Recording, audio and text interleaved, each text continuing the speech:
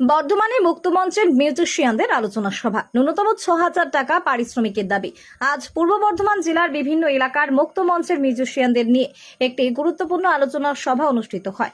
জেলার বহু শিল্পী এবং বাদ্যযন্ত্রী এই সভায় উপস্থিত ছিলেন। সভায় মূলত শিল্পীদের পারিশ্রমিক ও কর্মপরিবেশ নিয়ে বিস্তারিত আলোচনা হয়। উপস্থিত মিউজিশিয়ানরা দাবি জানান, ভবিষ্যতে কোনো অনুষ্ঠানে ন্যূনতম ৬,০০০ টাকার কম পারিশ্রমিকে কাজ করা হবে না। পাশাপাশি একটানা ৪ ঘন্টার বেশি কোনো কাজ অনুষ্ঠানে করা যাবে না বলেও মত প্রকাশ করেন তারা। সভায় বক্তারা জানান, দীর্ঘদিন ধরে কম পারিশ্রমিকে এবং অতিরিক্ত সময় কাজ করতে হওয়ায় অনেক শিল্পী আর্থিক এবং পেশাগত সমস্যার সম্মুখীন হচ্ছেন। তাই শিল্পীদের স্বার্থ রক্ষার ঐক্যবদ্ধ হয়ে দাবিগুলি বাস্তবায়নের জন্য প্রথম পর্যায়ের আলোচনা অনুষ্ঠিত হয়েছে।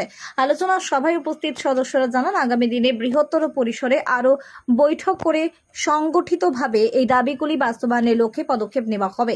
প্রয়োজনে এটিকে টিভি টাইমিং, এই দুটো আমাদের মেজর আজকে সাবজেক্ট টপিক ছিল, যেটার উপর আমরা ডিসকাস করেছি। করে আমরা একটা বটম লাইনে এসেছি, যেটা হচ্ছে কিনা যে আমরা মিনিমাম একটা ব্যান্ড পেমেন্ট ধার্য করেছি, যেটা হচ্ছে 6,000। তার নিচে কোনো ব্যান্ড অপারেট করবে না। বর্ধমানে যতগুলো 17টা 18টা অপারেটিং ব্যান্ড রয়েছে বা বর্ধমান সাবাবসের ভেতরে, তারা মিনিমাম 6,000 টাকা ব্যান্ড পেমেন্টে তারা অপারেট করবে। যে কোনো অর্গানাইজার যদি যে কোনো ব্যান্ডকেই সিলেক্ট করে, তার মিনিমাম তাকে এইটা দিতে হবে। তার আপার ক্যাপ উপরে যেতেই পারে, সেটা 7, 8, 10, সেটা এক একটা ব্যান্ড সে তার নিজস্ব পেমেন্টকে ধার্য করবে। কিন্তু লোয়ার লিমিট, যেটা লোয়ার বেঞ্চমার্ক, সেটা কখনোই 6,000-এর নিচে যাবে না। বিষয় হচ্ছে কি যে এখন তো সেই সমস্ত জিনিসগুলোকে টেক কেয়ার করার জন্য আমাদের বিএসপিজি সংস্থা রয়েছে, আর্টিস্ট ফোরাম রয়েছে, যারা টেক কেয়ার করছেন, হেল্প করছেন, সাপোর্ট করছেন, সেই প্রবলেম থেকে আমাদের বার করে নিয়ে আসছেন। এবং পরবর্তী ক্ষেত্রে যেমন আমরা দেখেছি একটা মানে ব্যান্ড অপারেশন চালাতে গেলে বা একটা শো অপারেশন চালাতে গেলে সেখানে 4টে মেজর উইংস থাকছে। একটা হচ্ছে ব্যান্ড থাকছে, আর্টিস্ট থাকছে, এবং আপনার হচ্ছে সেখানে কিন্তু সিঙ্গার ডান্সার সবই ইনক্লুডেড, ট্রান্সপোর্টেশন থাকছে এবং সাউন্ড লাইট থাকছে। প্রত্যেকের ইন্ডিভিজুয়াল নিজস্ব একটা করে ফোরাম রয়েছে, যেটা মিউজিশিয়ানসদের এখন অবধি ছিল না। তো এরপরে মিউজিশিয়ানসরা হয়তো এই ফোরামটা হয়তো সক্ষম হবে সেই বিষয়টার সাথে লড়ার জন্য। Till the time we will be dependent on either on BSPG or যে আর্টিস্ট ফোরামের যে যেরকম মেম্বার আছে। আপনার নাম বলছি? আমার নাম নির্মাল্য ব্যানার্জি, রাতুল। আমি ভাইবস মিউজিক্যাল গ্রুপ বর্ধমান থেকে। আপনি কী করেন? আমি জব করি, প্লাস এটা আমার একটা ইভেন্টের বিজনেস, এটা বলতে পারি। আমরা সবাই এক জায়গায় হয়েছি। প্রথমত আমরা একটা চেষ্টা করছি করার জন্য। এবার যদি সবাই একসাথে থাকি, নিশ্চয় এটা হওয়া সম্ভব।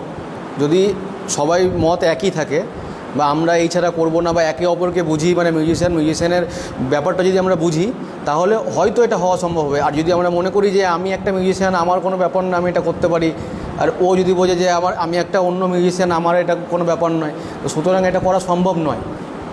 আর যদি সবাই আমরা এক হই যে, তাহলে এটা সম্ভব। আমার নাম রতন দাস, আমার ব্যান্ড হচ্ছে অক্টেভ মিউজিক্যাল গ্রুপ। মেনলি আজকে আমাদের যে আলোচনার মেন বিষয়টা হয়েছে আমাদের মিউজিশিয়ান পেমেন্ট এবং সময়সীমা। এটা নিয়ে আজকে আমাদের আলোচনার মানে মেন বিষয়বস্তু, এবং সেটা অলরেডি আমরা আলোচনার মাধ্যমে সম্পূর্ণ করেছি, যেটা আমার পূর্ববর্তী বক্তা সে সম্পূর্ণভাবে সেটা বলেছে। এবং আজকে আমাদের যে এজেন্ডা ছিল সেই এজেন্ডা আমরা কমপ্লিট করেছি, ব্যান্ড পেমেন্টটাও ধার্য করেছি এবং সময়সীমাটাও মোটামুটি আমরা ধার্য করেছি।